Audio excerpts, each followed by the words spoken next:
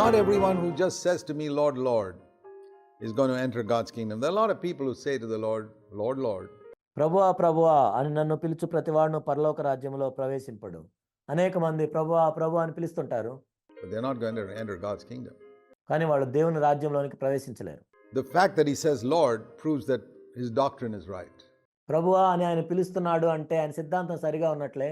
The fact that he says Lord, Lord indicates that he's emotionally excited. ప్రభువా ప్రభువా అని పిలుస్తున్నాడు అంటే ఆయన భావోద్వేగాలతో ఉన్నాడని అర్థం. About the fact that Jesus is Lord.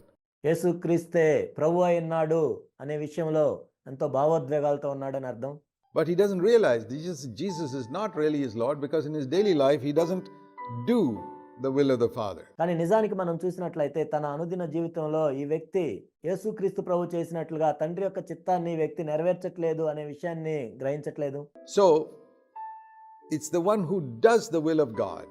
That means the one who dies to his own will and does the will of God and is crucified with Christ. That's the one who is going to enter God's kingdom. ఎవరైతే దేవుని యొక్క చిత్తాన్ని చేస్తారో, తన సొంత చిత్తం కాకుండా దేవుని యొక్క చిత్తాన్నే చేసి ఎవరైతే తన సొంత చిత్తానికి మరణిస్తారో వాళ్ళే పరలోక రాజ్యంలో ప్రవేశిస్తారు.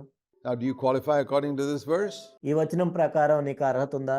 And then he talks about those people, and many of them. ఆ తర్వాత అటువంటి వారితో ప్రభు చెప్తున్నారు, వాళ్ళు అనేక మంది ఉన్నారు. It says in verse 22, many, not just one or two. Many means thousands. 22వ వచనంలో మనం చూసినట్లయితే అనేకులు అని ఇక్కడ ఉంది, ఒకరిద్దరు కాదు, అనేక వేల మంది. In the day of judgment, many are going to stand before God and say, Lord, Lord. They're going to use the right words. ఆ దినమున తీర్పు దినమందు అనేకులు నన్ను చూచి ప్రభువా ప్రభువా అని పిలుస్తారు. వాళ్ళు సరైన మాటలే చెప్తూ ఉన్నారు. Didn't we prophesy in your name? Prophecy is one of the greatest gifts of the Holy Spirit that we are encouraged to seek for in 1 Corinthians 14 verse 1. మేము నీ నామమున ప్రవచింపలేదా? ప్రవచనం అనేది దేవుని యొక్క గొప్ప ఆత్మ వరముగా ఉంది. మనందరము కూడా దాన్ని అపేక్షించాలని 1 కొరింథీ 14:1 చెప్పబడింది. It is to proclaim God's word as his mouthpiece. It's not just like a teacher who is teaching God's word. Those are the scribes. దేవుని యొక్క మాటల్ని మన నోటితో చెప్పటము కేవలం బైబిల్ని బోధించటం కాదు, వాళ్ళని శాస్త్రులు అంటారు. The scribes are different from the prophets. Prophets are people who have an understanding of God's word to proclaim it prophetically. ప్రవక్తలు ఎవరు అంటే దేవుని యొక్క వాక్యాన్ని అర్థం చేసుకొని ప్రవచనాత్మకంగా దాన్ని ప్రకటించేవాళ్ళు. According to the need of people. It's a supernatural gift. ప్రజల యొక్క అవసరాలను బట్టి మాట్లాడేవాళ్ళు. ఇది మానవాతీతమైన దేవుని యొక్క వరం. And the Lord says here about many people who will come to him and say, Lord, we prophesied in your name. ఇక్కడ ప్రభు చెప్తున్నారు, అనేక మంది ఆ దినమున ప్రభువా ప్రభువా నీ నామమున మేము ప్రవచించామని చెప్తారు. We blessed people with the spirit of prophecy. ప్రవచనాత్మతో మేము మనుషులను ఆశీర్వదించాం. And then many others will say, in your name we cast out demons. ఇంకా అనేకులు ఏమంటారంటే నీ నామమున దయ్యములు వెళ్ళగొట్టలేదా? So many demon possessed people we came across in our life and we cast them out. మా జీవితంలో దయ్యములు పట్టిన వాళ్ళని మేము అనేక మందిని చూసాము, ఆ దయ్యాలను వెళ్ళగొట్టాం. And a third group of people will say, we performed not one or two miracles, but many miracles in your name. ఇంకొక గుంపు వారు ఏం చెప్తారంటే నీ నామమున మేము ఏదో ఒకటో రెండు అద్భుతాలు కాదు, అనేకమైన అద్భుతాలు చేశాం. Now these are genuine miracles, not like the fake counterfeit miracles that a lot of people claim to be doing on television and on public platforms today. వీళ్ళు చేసింది నిజమైన అద్భుతాలు. ఈరోజు మనం చూసినట్లుగా ఏదో టెలివిజన్లోనో లేకపోతే వేరే పెద్ద పెద్ద సభల్లో చేసినట్లుగా నకిలీ అద్భుతాలు కాదు, genuine miracles, నిజమైన అద్భుతాలు. And all of these say we did it in your name, in your name, in your name, 3 times. వీళ్ళందరూ కూడా ఏం చెప్తున్నారంటే 3 సార్లు మనం చూసినట్లయితే నీ నామమున నీ నామమున నీ నామమున. You find that expression coming in verse 22, in Jesus' name. 22వ వచనంలో మనం చూస్తాం యేసు నామములో. And I will declare to them, I never knew you. అప్పుడు నేనేం చెప్తానంటే వాళ్ళతో, నేను మిమ్మను ఎరగను. You did miracles in my name, I don't question that. I mean, they can't be daring to tell lies to Christ if it didn't actually happen. Today somebody can fool you saying he's doing a miracle. నీ నామమున అద్భుతాలు చేయలేదా అని యేసుక్రీస్తు ప్రభు దగ్గర వీళ్ళు చెప్తున్నారు. ఈరోజు చేసినట్లుగా వాళ్ళు చేసి అబద్ధం చెప్పలేరు కదా యేసుక్రీస్తు ప్రభు దగ్గర. It may be a magician's trick, or very often people boast about miracles that happen in other places. ఈరోజు ఎలా చేస్తున్నారంటే ఏదో మెజిషియన్స్ చేసినట్లుగా అద్భుతాలు చేస్తున్నారు. లేనట్లయితే ఎక్కడో జరిగిన దాన్ని చూపించి ఇక్కడ అతిశయిస్తూ ఉన్నారు. A lot of preachers talk about miracles that happen in other places. Jesus never spoke about miracles he did in other places. ఈనాడు అనేక మంది ఏం చేస్తున్నారంటే వేరే ప్రాంతంలో జరిగినవి అని చెప్తూ ఉన్నారు. యేసుక్రీస్తు ప్రభువారు ఎప్పుడు కూడా వేరే ప్రాంతంలో జరిగిన స్వస్థతల గురించి చెప్పలేదు. He did a miracle right in front of people. ప్రజల ముందే అక్కడ ఎవరికైతే స్వస్థ వస్తున్నామో వాళ్ళని స్వస్థపరిచారు. So there are a lot of deceivers today. ఈనాడు అనేక మంది మోసగాళ్ళు ఉన్నారు. And here he says to them, I never knew you. నేను మిమ్మను ఎన్నడూను ఎరగను అని ప్రభు చెప్తున్నారు. Depart from me, you who practice lawlessness, or you who live in sin. అక్రమం చేయవారులారా, పాపంలో జీవిస్తున్న వాళ్ళారా, నా యొద్ద నుండి పొండి అని వారితో చెప్తాను. The important issue there was, what was their attitude to sin?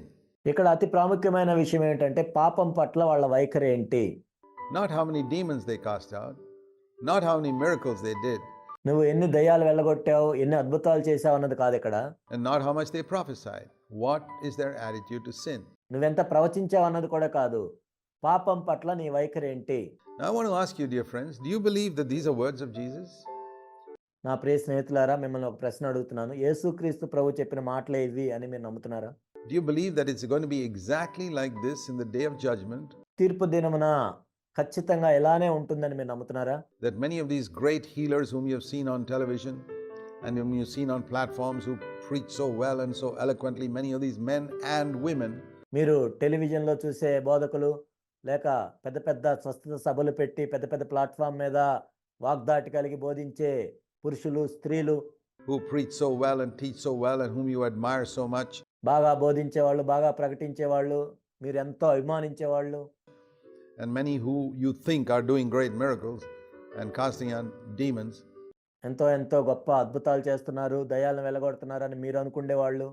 do you believe that many of them will be cast out into hell in the final day? తీర్పు దినమున వాళ్ళలో అనేక మంది నరకంలోనికి త్రోయబడతారు అని మీరు నమ్ముతున్నారా? I don't think many of you Christians do that. అనేక మంది క్రైస్తవులు దాన్ని మీరు నమ్ముతున్నారని నేను అనుకోవట్లేదు. I'm not surprised by these deceivers who get up and swindle people of their money with all their fake gifts and miracles. ఈ బోధకులు నిలబడి వాళ్ళ నకిలీ వరాలతో, నకిలీ అద్భుతాలతో ప్రజల ముందు నిలబడి వాళ్ళ డబ్బుని దోచుకుంటున్నారు. దాన్ని బట్టి నేను ఆశ్చర్యపోవట్లేదు. కానీ I'm more surprised at the millions of people who are so gullible and dumb and blind spiritually to swallow all their gimmicks. కానీ అనేక లక్షల మంది వీళ్ళు చెప్పేవి ఆలోచన లేకుండా వింటూ ఆత్మీయంగా గుడ్డితనంలో ఉంటూ వాటన్నిటిని స్వీకరిస్తున్నారు. దాన్ని బట్టి నేను ఎంతో ఆశ్చర్యపోతున్నాను. And imagine that these are men of God who don't seem to look for their fruits. వీళ్ళేమో పెద్ద దైవజనులని వాళ్ళు అనుకుంటూ ఉన్నారు. కానీ వాళ్ళలో ఫలాలను వీళ్ళు చూడట్లేదు. Is this man free from the love of money? ఈ వ్యక్తి ధనాశ నుండి విడిపించబడ్డాడా? Is he using my money to live in a luxurious lifestyle himself? నా డబ్బును ఉపయోగించుకొని తన కొరకు తాను విలాసవంతమైన జీవితాన్ని జీవిస్తున్నాడా? Is he a humble man? Is he leading me to godliness? Is he living in sin? అతడు దీనుడై ఉన్నాడా? దైవభక్తి కలిగిన జీవితాన్ని జీవిస్తున్నాడా? పాపంలో జీవిస్తున్నాడా? Is he divorced? ఈ వ్యక్తి విడాకులు తీసుకున్నవాడా? Is he fooling around sexually? లైంగిక సంబంధమైన విషయాల్లో నమ్మకంగా ఉన్నాడా? Hardly anybody seems to worry about these things. నిజానికి ఎవరు వీటి గురించి పట్టించుకోరు. And Jesus says to such people, I never knew you. అలాంటి వారితో యేసుక్రీస్తు ప్రభు ఏం చెప్తున్నారంటే, నేను నిన్ను ఎరగను. Depart from me.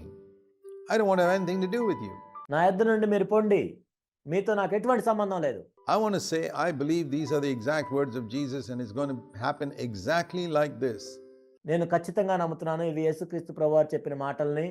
ఖచ్చితంగా తీర్పు దినమందు ఇలానే జరుగుతుంది. When Christ comes again, whether you believe it or not, it's going to happen like this because I believe the word of God. మరలా క్రీస్తు తిరిగి వచ్చినప్పుడు ఇలానే జరుగుతుంది. మీరు నమ్మినా నమ్మకపోయినా ఇది దేవుని యొక్క వాక్యము, ఇలానే జరుగుతుంది. That there will be many, which means thousands of people, అనేక మంది ఆ దినమున వచ్చి, అంటే వేల మంది వచ్చి, who will come to him. Some of these great so-called men of God whom you think are great men of God, you'll discover that day they were swindlers and crooks. మీరు దైవజనులు అనుకుంటున్న వాళ్ళు చాలా మంది వచ్చి, కానీ నిజానికి వాళ్ళు దైవజనులు కాదు, వాళ్ళు మోసగాళ్ళు, డబ్బును దోచుకునే వాళ్ళు, And not men of God at all. What are they going to say to the Lord? వాళ్ళు నిజానికి దైవజనులు కానే కాదు. వాళ్ళు ప్రభు దగ్గరికి వచ్చి ఏం చెప్తారు? Lord, we preached on television for so many years. ప్రభువా, మేము టెలివిజన్లో అనేక సంవత్సరాలు బోధించాం.